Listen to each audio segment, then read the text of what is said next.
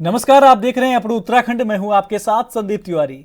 उत्तराखंड के मुख्यमंत्री पुष्कर सिंह धामी ने उत्तराखंड सरकार द्वारा कई स्थानों के नाम बदलने की घोषणा पर कहा कि लंबे समय से लोगों को प्रतीक्षा थी कि जन भावनाओं, जन उपेक्षाओं व वहां की संस्कृति के अनुरूप उन स्थानों के नाम रखे जाएं।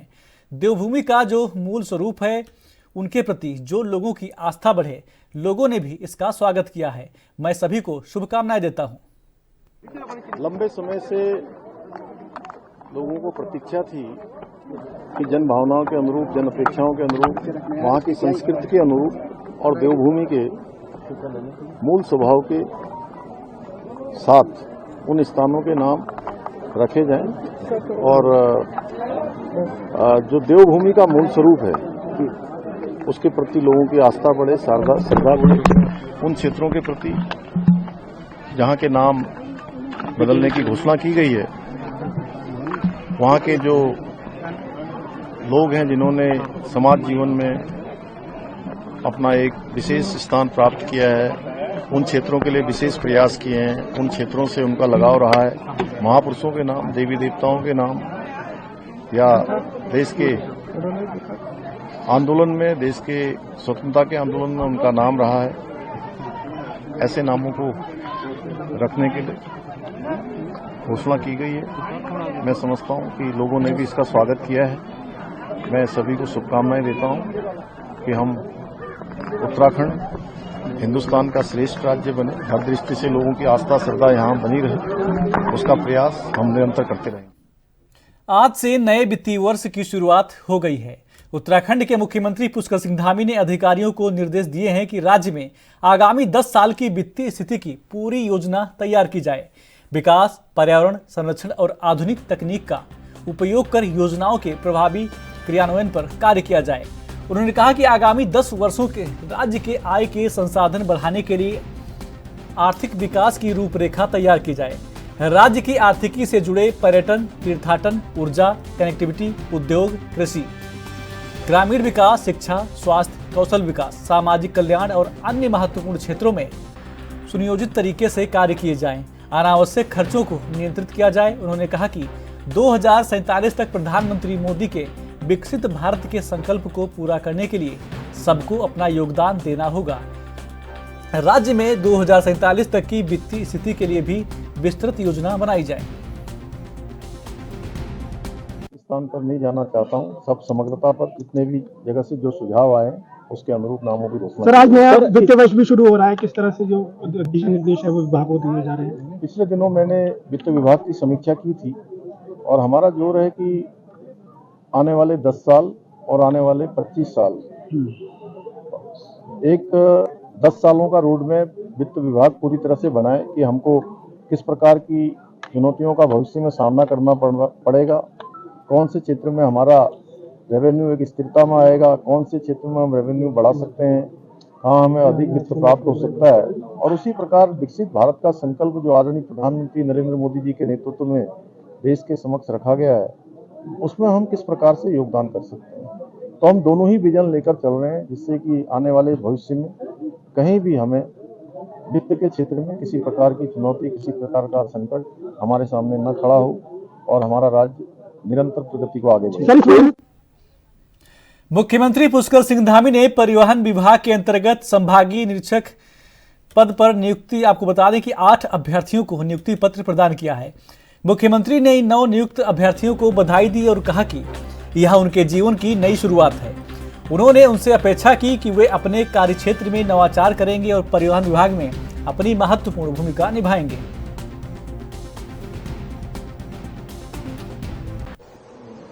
कई बार आप लोगों को ऐसा लगता होगा कि नियुक्ति हो गई और अब काम पूरा हो गया, लेकिन मैं आपसे कहना चाहता हूं कि अब काम आपका शुरू हो रहा है।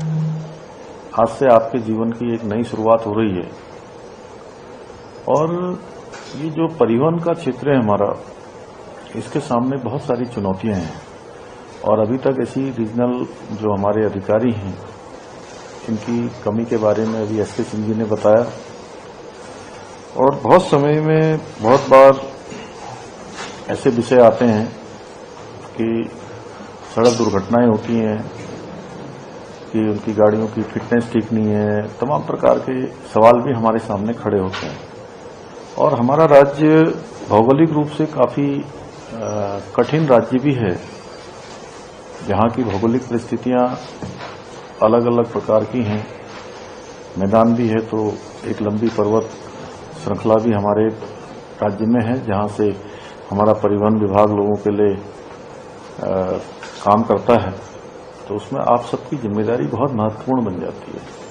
और हमने एक संकल्प लेकर हम आगे बढ़ रहे हैं आदरणीय प्रधानमंत्री जी के मार्गदर्शन में कि हर सेक्टर में हमारा राज्य देश का आदर्श राज्य बने।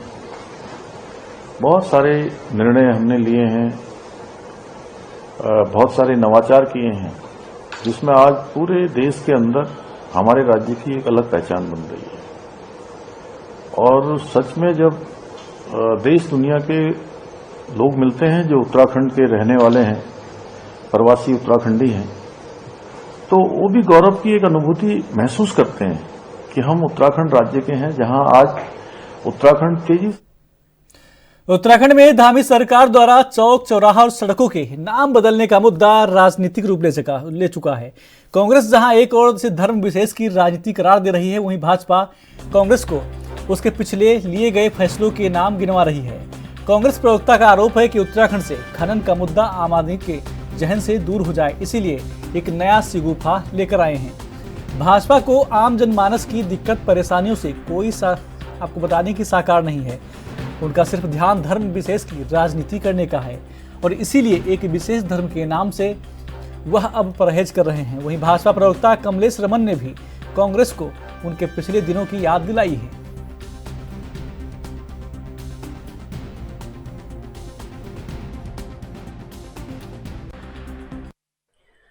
भाजपा की सरकारें आने के बाद विकास हुआ हो ना हुआ हो, आम आदमी के अच्छे दिन आए हो ना आए हो, महिलाओं को सुरक्षा मिली हो ना मिली हो, बेरोजगारों को रोजगार मिला हो ना मिला हो, महंगाई कम हुई हो ना हुई हो, लेकिन एक काम धड़ल्ले से हुआ, वो है पुरानी जगहों के नाम बदलना।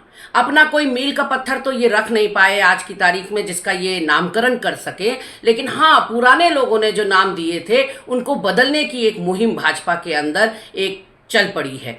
ऐसे में यह आपका प्रेरोगेटिव है, आपका विशेष अधिकार है, आप जिसके चाहें उसके नाम बदल डालिए, क्योंकि जिसकी लाठी उसकी भैंस। लेकिन बस इतना बताते जाइए कि आप इतने कंफ्यूज्ड क्यों हैं। एक तरफ सौगातें मोदी देते हैं ईद के मौके पर, और दूसरी तरफ ईद के ही दिन एक नहीं कई नाम आप प्रदेश के अंदर बदल देते हैं। एक आध नाम बदलते तो शायद मंशा पर सवाल नहीं उठता, लेकिन इतने सारे नाम बदलने का मतलब है कि अपने कुकर्मों से, अपने बड़बोले नेताओं से और प्रदेश में चल रहे अपने कुशासन से ध्यान भटकाने के लिए अब आपने एक नई बहस छेड़ने का मन बनाया है। खास तौर पर त्रिवेंद्र रावत जी के बयान से जो घमासान उत्तराखंड भाजपा में मचा हुआ है, उससे जनता का, मीडिया का और विपक्ष का ध्यान भटकाने के लिए ये एक अच्छा प्रयास दिखाई पड़ता है। देखिए, मुझे लगता है कि ये एक सतत प्रक्रिया है और हमेशा पूर्ववर्ती सरकारों ने भी किया है। मुझे लगता है कि कांग्रेस ने भी, जब कांग्रेस का कार्यकाल था, उन्होंने भी कई सारे ऐसे चौक हैं। हम अगर देहरादून की बात करें तो तहसील चौक हमारा अब्दुल हमीद जी के चौक के नाम से रखा गया था। तो इसमें इस प्रकार की कोई भी राजनीति नहीं होनी चाहिए, इसको राजनीति का अखाड़ा नहीं बनाना चाहिए। और कभी भी किसी भी धर्म को लेकर के जिस प्रकार से विपक्ष हा हुल्ला मचाने का काम करता है, तो वो सिर्फ और सिर्फ उनको उकसाने का काम कर रहा है। मुझे लगता है कि ये एक निरंतर विकास की ऐसी प्रक्रिया है और जो हमारी प्रदेश की, देश की जो विभूतियां है या जो हमारे भगवान है, ईश्वर है, अगर उनके नाम से कहीं कोई कॉलोनी या चौक अगर होता है तो उसमें इतना हा हुल्ला विपक्ष को नहीं मचाना चाहिए। उत्तराखंड की राजनीति में एक नई हलचल के बीच पूर्व मुख्यमंत्री हरीश रावत ने पूर्व मुख्यमंत्री और हरिद्वार सांसद त्रिवेंद्र रावत को नसीहत दी है। हरीश रावत ने त्रिवेंद्र रावत के बयान पर कड़ी प्रतिक्रिया देते हुए प्रदेश के मुख्यमंत्री पुष्कर सिंह धामी पर भी हमला बोला है। हरीश रावत ने त्रिवेंद्र रावत के हालिया बयान की निंदा की है। त्रिवेंद्र रावत ने कहा था कि शेर कुत्तों का शिकार नहीं करते और यह टिप्पणी उन्होंने एक अधिकारी के बयान पर की थी। मुझे तो कुछ अजीब लगा कि आप लोकसभा में कहते हैं, दूरदुवार कहते हैं, न दिल्ली संज्ञान ले रहा है, न देहरादून संज्ञान ले रहा है, बल्कि खनन और गहरा हो गया है। नदियों के पाट और गधेरे और खुदने लग गए हैं तो और दूसरी तरफ संसद में एक भूतपूर्व मुख्यमंत्री कह रहा है तो उसका जवाब देने के लिए अधिकारी, ये कैसी परंपरा राज्य के अंदर खड़ी कर रहे हैं आप जो है? और साथ साथ जो त्रिवेंद्र सिंह जी ने टिप्पणी की है अधिकारी पर, मुख्यमंत्री को हमेशा अधिकारियों का सम्मान, हम भूतपूर्व मुख्यमंत्री हैं मगर हमको सम्मान करना चाहिए उनका। तो जिस तरीके से असम्मानजनक तरीके से कही गई बात और कहीं कहीं पर उससे एक कुत्सित भावना भी है, भाजपाइयों की जीभ प्रेमचंद की नहीं रपट रही है बल्कि त्रिवेंद्र की जीभ भी रपटी है। तो ये जो रपट है ये निंदनीय है, ये किसी के लिए भी किया गया हो, ये इसको स्वीकार नहीं किया जा सकता। अधिकारी भाई उनकी तुलना अधिकारियों की, इन्हीं से तो हमने काम लिया होगा, उनकी तुलना तुम किससे कर रहे हो? भाव है ना, वैसे तो कुत्ते को बड़ा प्यार करते हैं लेकिन बहुत प्यारी चीज़ है कुत्ता, लेकिन इस जिस तरीके से तुलना की गई है उससे ठीक भाव नहीं आता है। और फिर उसमें कहीं न कहीं वो भावना जो प्रेमचंदी अहंकार है। उत्तराखंड के एक पवित्र स्थल स्याही देवी मंदिर, जहां चैत्र नवरात्रि के अवसर पर श्रद्धालुओं की भारी भीड़ उमड़ी। स्याही देवी मंदिर जंगलों के बीच स्थित है और इस पवित्र स्थान पर हजारों श्रद्धालु माता के दर्शन के लिए पहुंचे। खास बात यह है कि मंदिर के आसपास के करीब 52 गांवों की महिलाओं ने पारंपरिक परिधानों में भव्य शोभा यात्रा निकाली। श्रद्धालु महिलाओं ने कलश यात्रा निकालकर माता स्याही देवी की आराधना की। आज पिछले 4 सालों से यहाँ पर भागवत कथा का आयोजन किया जा रहा है। आज ये 5वां साल है। आज ये चारों शैली मंदिर के चारों ओर से, पहाड़ी घाट से और इधर आपका मस्खारी से और आपका जो डोवा जुड़ का फोन, समस्त 52 गाँव से भी अधिक गाँव से यहाँ पर समस्त जनता यहाँ पर एकत्रित हुई है कलश यात्रा में। और यहाँ पर लगभग अभी करीब 3000 से 4000 की संख्या में महिलाएं कलश यात्रा में शामिल हुई हैं। हिंदू नववर्ष की हार्दिक शुभकामनाएं। और ये आज हम यहाँ अपने गांव के प्राचीन मंदिर एक स्याही देवी मंदिर में ऐसे एकत्रित हुए हैं। यहाँ जो ये चैत्र की नवरात्रि होती है, इसमें हर साल भागवत का आयोजन किया जाता है। यहाँ सभी गाँवों की 52 गाँवों की महिलाएं, पुरुष, वहाँ के हमारे भाई बहन, हमारे पंडित, सब लोग पंडित जी यहाँ आते हैं। और सब ज़्यादातर यहाँ आप देख सकते हैं हमारी मातृशक्ति बहुत बढ़ चढ़ के सहभागिता लेती है। और यहाँ हर गाँव से मतलब जितनी भी महिलाएँ होंगी, महिलाओं की संख्या ज़्यादा ही रहती है और उनके साथ बच्चे, घर परिवार, उनका सब सही रहता है। अब सबकी माँ पर इतनी आस्था है कि हर कोई आए बिना रह नहीं सकता है। बाकी साल भर यहाँ भक्तों। जहां एक तरफ उत्तराखंड के मुख्यमंत्री पुष्कर सिंह धामी ने प्रदेश के 4 जिलों में 17 जगहों के नाम बदल दिए हैं, तो वहीं नैनीताल जिले के हल्द्वानी शहर के सालों पुराने नवाबी रोड का नाम बदलकर अटल मार्ग और पंचक्की से एटीआई रोड का नाम बदलकर गुरु गोवलकर मार्ग कर दिया गया है, जिसको लेकर हल्द्वानी नगर निगम के महापौर गजराज बिष्ट ने मुख्यमंत्री धामी के इस फैसले की तारीफ करते हुए मुख्यमंत्री का धन्यवाद किया है। मेयर गजराज बिष्ट ने कहा कि वो मुख्यमंत्री धामी के इस फैसले के लिए उनको बधाई देते हैं। तो वहीं उन्होंने इस नवरात्रि के दौरान ही हल्द्वानी की कुछ और सड़कों के नाम बदलने की भी बात कही है। बधाई देता हूं आदरणीय सीएम साहब को, और हल्द्वानी शहर में कुछ और सड़कों के नाम भी हम बदलने जा रहे हैं, वो आपके सामने अभी इस नवरात्रि में आ जाएंगे। मैं आप सबके माध्यम से नवरात्रि की भी शुभकामनाएं देता हूं। आदरणीय मुख्यमंत्री जी को बधाई भी देता हूं कि उन्होंने प्रदेश के अंदर पूरे कई स्थानों के नाम, जो कि आप समझ सकते हैं किनके नाम पड़ते हैं, उन सब नामों को हम चेंज करने जा रहे हैं। बहुत बहुत धन्यवाद। हरिद्वार में नवरात्र के पावन दिनों में भक्तों की भारी भीड़ उमड़ रही है। नील पर्वत पर स्थित मां चंडी देवी मंदिर में श्रद्धालु पूजा अर्चना कर अपनी मनोकामनाएं पूर्ण होने के लिए प्रार्थना कर रहे हैं। मान्यता है कि मां चंडी असुरों का संहार कर देवताओं और भक्तों की रक्षा करती हैं। इसी आस्था के चलते देश विदेश से श्रद्धालु यहां पहुंचते हैं और मन्नत के रूप में माता को चुन्नी में गांठ बांधते हैं।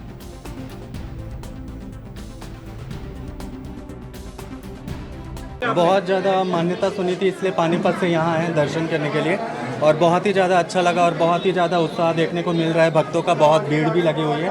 पहले तो मनसा देवी मंदिर गए थे, उसके बाद यहाँ आए तो बहुत अच्छा लग रहा है। यहाँ पर भीड़ तो बहुत है और जयकारे भी बहुत है और लोगों का उत्साह भी बहुत ज़्यादा है। माँ के बारे में सुना था, शक्तिपीठ है करके यहाँ पर, तो उसी के लिए दर्शन करने आए थे। आज नवरात्र का पहला दिन है और हिंदू नववर्ष भी है, तो मैं सभी देशवासियों को पहले तो बहुत बहुत बधाई देती हूँ।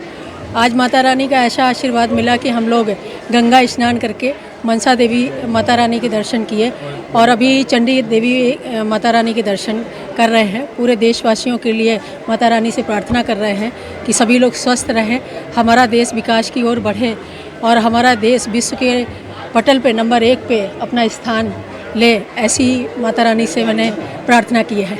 बहुत ही शुभ दिन है, बहुत अच्छा दिन है। माँ का आराधना की, माँ चंडी की, उनके चरणों में प्रार्थना की, सभी की सुख शांति के लिए उनका आशीर्वाद प्राप्त किया। और मैं देख रहा हूँ, आप भी देख रहे हैं, मेरे पीछे हजारों की संख्या में भीड़ है श्रद्धालुओं की।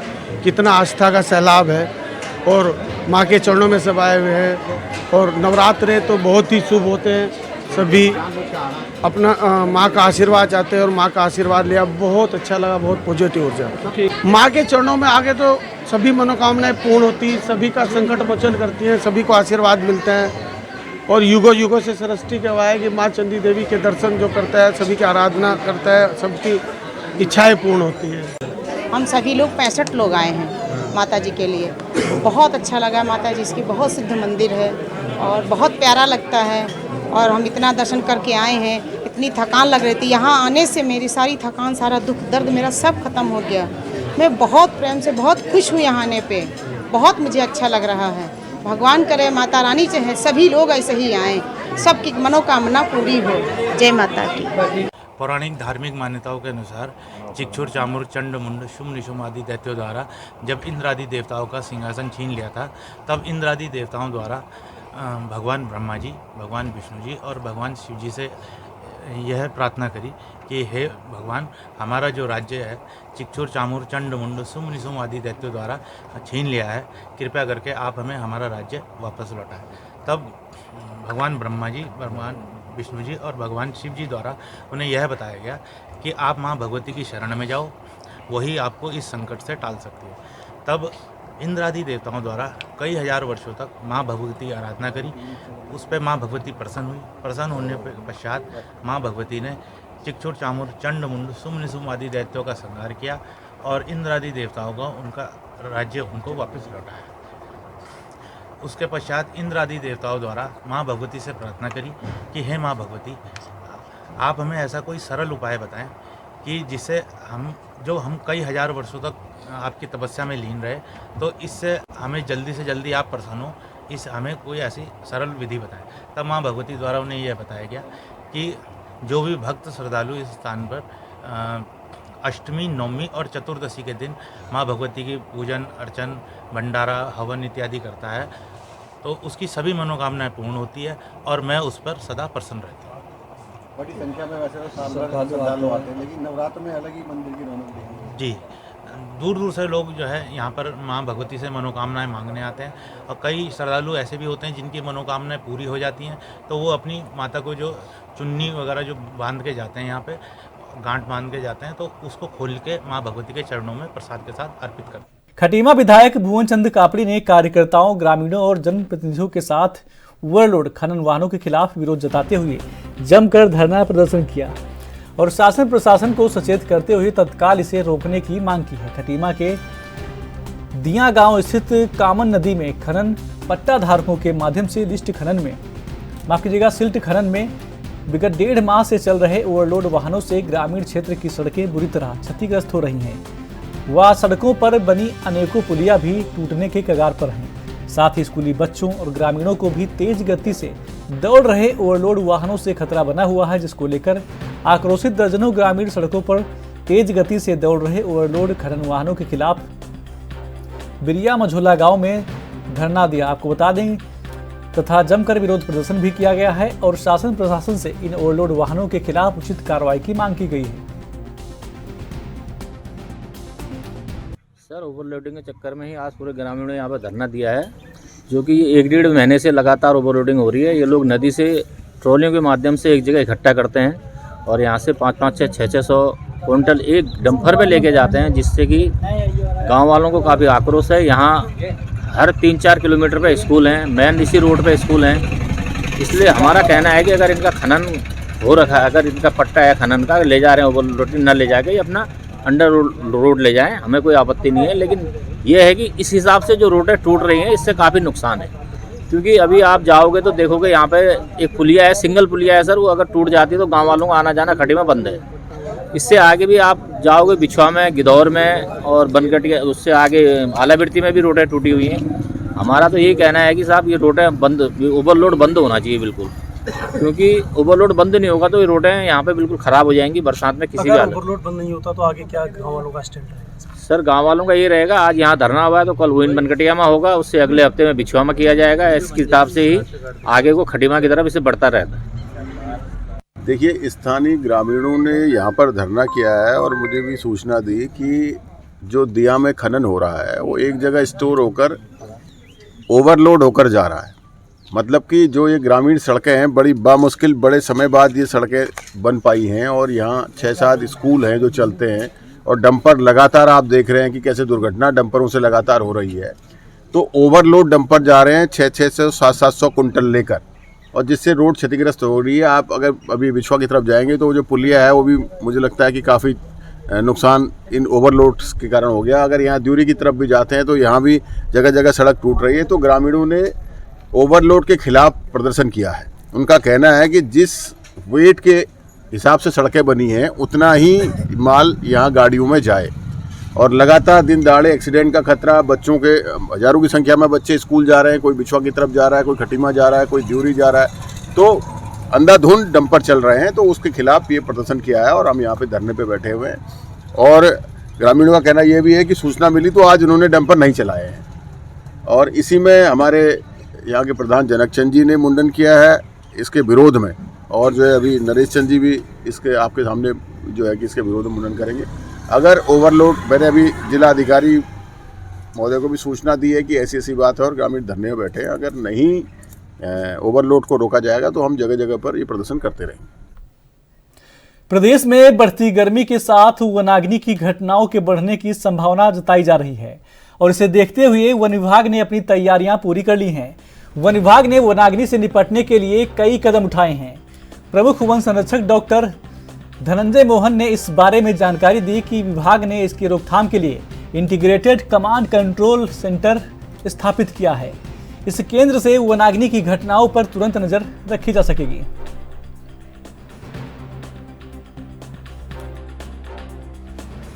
दो 2025 का जो वनाग्नि सत्र है, इसके लिए इसमें वनाग्नि रोकथाम के लिए, वनाग्नि नियंत्रण और प्रबंधन के लिए वन विभाग ने पूरी तैयारी कर रखी है। और इस वर्ष हमने जितने भी इसकी तैयारी में कार्य करने थे वो सब हम कर चुके हैं। और विशेषकर मैं कहूँगा जन सहभागिता के लिए 5000 से अधिक हमने कार्यक्रम किए हैं गाँवों में, कस्बों में, हर जगह, जिसमें 1,30,000 से ज़्यादा लोगों ने प्रतिभाग भी किया है सीधे तौर पे। और इसके अलावा मीडिया और अन्य माध्यमों से भी हमने काफ़ी प्रचार प्रसार किया है ताकि हमें और ज़्यादा जन सहभागिता मिले। जन सहभागिता के लिए हम लोगों ने इस साल एक नवाचार ये भी किया है कि शीतला खेत में हमने प्रदेश के विभिन्न ग्रामों से लोगों को ले जाके उनको शीतला खेत मॉडल के बारे में प्रत्यक्ष दिखाया, उनको एक्सपोजर विजिट पे हम लोग लेके गए हैं। और 1170 ग्रामीण और वन विभाग के जो फ्रंटलाइन कर्मचारी हैं उनको लेके हम शीतला खेत गए और उनको वहाँ की विजिट कराई है। तो ये लोगों की सहभागिता के लिए है। और कुछ और इंसेंटिव्स के लिए जो वनाग्नि प्रबंधन समिति हैं उनको इंसेंटिव दिए जाने का भी निर्णय लिया गया है, और उनको अवार्ड्स वगैरह का भी के तरफ भी हम लोग प्रयासरत हैं। इसके अलावा जो अन्य जो हम लोगों ने तैयारियां की हैं उसमें IMD के साथ हमने एक MOU किया है, जो हमारा मेट डिपार्टमेंट है या वेदर डिपार्टमेंट है, और उनको हमने उनके साथ इस MOU के माध्यम से अब हमें वो कस्टमाइज्ड वेदर रिपोर्ट दे रहे हैं, जिससे हम आगे आने वाले एक सप्ताह के समय के लिए ज़्यादा बेहतर तैयार हो जाते हैं। और हमें पता चल जाता है कि कौन से क्षेत्र ज़्यादा संवेदनशील होंगे, और उसी हिसाब से हमारी तैयारी उन क्षेत्रों के स्पेसिफिक हो जाती है। साथ ही हम लोगों ने एक और बहुत अभूतपूर्व कदम उठाया है मॉडर्नाइजेशन और टेक्नोलॉजी के यूज़ में।